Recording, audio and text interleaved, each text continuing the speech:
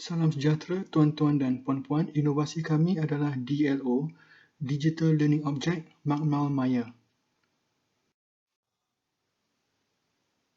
Isu yang telah mencetuskan inovasi ini adalah kerana pelajar tidak dapat datang semula ke kampus untuk pembelajaran bersemuka, dan untuk pelajar STEM ataupun sains, ini bermakna kerja amali tidak dapat dijalankan. Jadi ini merupakan satu masalah kerana kerja amali merupakan sebahagian daripada kerja khusus dan juga merupakan satu pengalaman pembelajaran untuk mereka betul-betul menghayati dan meningkatkan kemahiran dalam penyiasatan saintifik.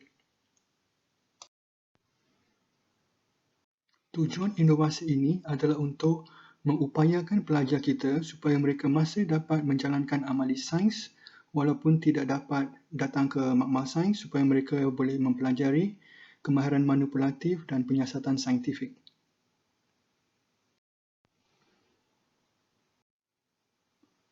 Dari segi pengoperasian, langkah pertama adalah kami mengenal pasti amali maya yang sesuai untuk keperluan khusus. Seterusnya, pelajar meneroka amali maya ini dan kami menguji keberkesanan amali maya ini berdasarkan respon pelajar dan laporan amali yang dihasilkan. Dan akhir sekali, amali yang difikirkan sesuai akan dibangunkan dalam bentuk DLO.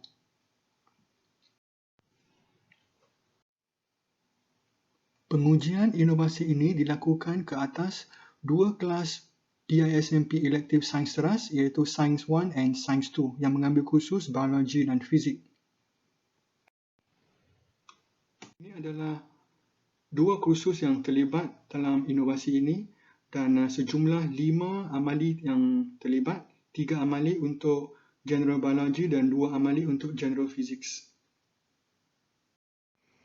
Yang telah dimuat naik ke Google Classroom untuk dicapai oleh pelajar. Ini adalah satu lagi contoh yang telah dilaksanakan untuk amali maya di mana pautan dan arahan diberikan dalam bentuk PDF dan terdapat juga diberikan panduan aktiviti amali supaya pelajar mendapat panduan yang jelas apa yang perlu dilakukan semasa amali ini. Satu lagi contoh pautan dan arahan diberikan dan juga ini adalah snapshot bagaimana makmal maya itu dilihat dan boleh diterokai faktor-faktornya oleh pelajar. Sekarang kami persembahkan pula data pengujian inovasi. Sebenarnya makmal maya ini telah diuji sebanyak 5 kali untuk kelima-lima amali dan melibatkan 32 pelajar kesemuanya, iaitu 16 pelajar dalam kelas sains 1 dan 16 pelajar dalam kelas sains 2. Dan profil pelajar adalah agak menarik, iaitu 43.8% pelajar mempunyai pengalaman mempelajari biologi di peringkat SPM, manakala 28.1% pelajar pernah mempelajari sains SPM tapi bukan biologi, bermaksud mereka bukan pelajar sains tulen. Dan terdapat juga 28.1% pelajar yang tidak mengambil subjek biologi ataupun sains di peringkat SPM. Jadi ini memberi kesan kepada cara perancangan inovasi ini dijalankan, di mana inovasi ini perlu dilaksanakan secara berkumpulan supaya pelajar yang mempunyai pengalaman mempelajari biologi ataupun fizik boleh membimbing pelajar lain yang tidak pernah mengambil subjek biologi fizik ataupun langsung tidak pernah mengambil subjek sains peringkat SPM. Jadi ini telah diambil kira supaya pelajar yang tidak pernah mengambil sains tulen ataupun sains di peringkat SPM boleh dibantu oleh rakan-rakan mereka. Kami telah menggunakan soal selidik dengan menggunakan beberapa item. Oleh kerana kesuntukan masa dan ruang, kami telah memetik beberapa item yang penting untuk dipersembahkan dalam pembentangan ini. Jadi salah satu item yang ditanya adalah makmal maya mudah digunakan. Dan di sini kami paparkan maklum balas pelajar selepas 2 kali amali maya yang berasingan.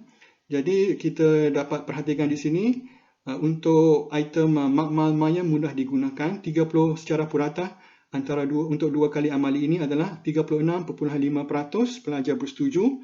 Makmal maya ini mudah digunakan, manakala 55.5% bersetuju. Item seterusnya adalah makmal maya mengandungi maklumat yang cukup untuk membantu saya mencapai objektif amali. Secara purata, daripada respon pelajar untuk dua amali ini adalah 34.8% pelajar sangat bersetuju, manakala 55.6% bersetuju. Seterusnya, pelajar seronok menggunakan makmal maya. Secara purata, 49.2% pelajar sangat bersetuju dan 39.8% pelajar bersetuju. Adakah pelajar dapat mempelajari sesuatu yang baru melalui amali maya ini? Jawapannya adalah secara purata 39.7% pelajar sangat setuju, manakala 42.9% pelajar bersetuju. Dapatan ini adalah sangat penting kerana amali maya sebenarnya memberi peluang kepada pelajar untuk meneroka beberapa faktor eksperimen yang hampir mustahil dapat dijalankan melalui amali secara fizikal, kerana ada beberapa faktor yang memerlukan peralatan canggih yang mahal yang selalunya tidak dijumpai di makmal sains, dan kerana juga atas sebab kesuntukan masa. Jadi apabila pelajar meneroka amali sains secara maya, mereka berpeluang untuk meneroka faktor-faktor yang biasanya tidak sempat ataupun tidak dapat dilaksanakan secara fizikal. Jadi kami rasa ini adalah satu dapatan yang sangat berguna dan menjadi kekuatan untuk amali maya itu dilaksanakan. Item seterusnya, belajar berkumpulan membantu saya memahami makmal maya. Kita dapati 57.2% pelajar sangat bersetuju bahawa belajar secara berkumpulan membantu mereka untuk memahami bagaimana amali maya itu perlu dilaksanakan, dan 35% bersetuju. Kami jangka ini adalah kerana terdapat ramai pelajar yang tidak mempunyai asas sains ataupun sains tulen, dan mereka dibantu oleh pelajar lain yang mempunyai asas biologi ataupun fizik SPM. Jadi mereka mendapat faedah, dapat belajar daripada kawan lain yang mempunyai pengalaman yang lebih saintifik di peringkat sekolah menengah. Seterusnya, kami tanya juga soalan, adakah pelajar lebih suka belajar sendiri ataupun belajar berkumpulan? Dan kami dapati hanya segelintir pelajar sahaja, lebih kurang 10% pelajar sahaja yang suka belajar sendiri. Ini memberi makluman kepada kita bahawa belajar secara berkumpulan dengan menggunakan amali maya ini adalah lebih berfaedah. Yang penting yang kami ingin kongsikan di sini adalah makmal maya mudah digunakan, peratus persetujuan adalah 92%. Makmal maya membantu mencapai objektif amali 90.4%, seronok digunakan 89%. Mereka dapat belajar sesuatu yang baru melalui makmal maya 82.6%. Mereka lebih mendapat faedah jika belajar secara berkumpulan 92.2%, dan lebih suka belajar sendiri hanyalah 10.1%. Hasil kami adalah telah mewujudkan digital learning object untuk amali maya, khasnya untuk khusus biologi dan fizik, dan amali dapat diteruskan dalam pembelajaran tak segera dan tak bersemuka. Dan amali maya perlu disokong dengan pembelajaran berkumpulan antara pelajar. Rupa laman DLO makmal maya yang telah dibangunkan dalam inovasi ini. QR code, tuan-tuan puan-puan boleh scan QR code ini untuk melihat DLO makmal maya ini.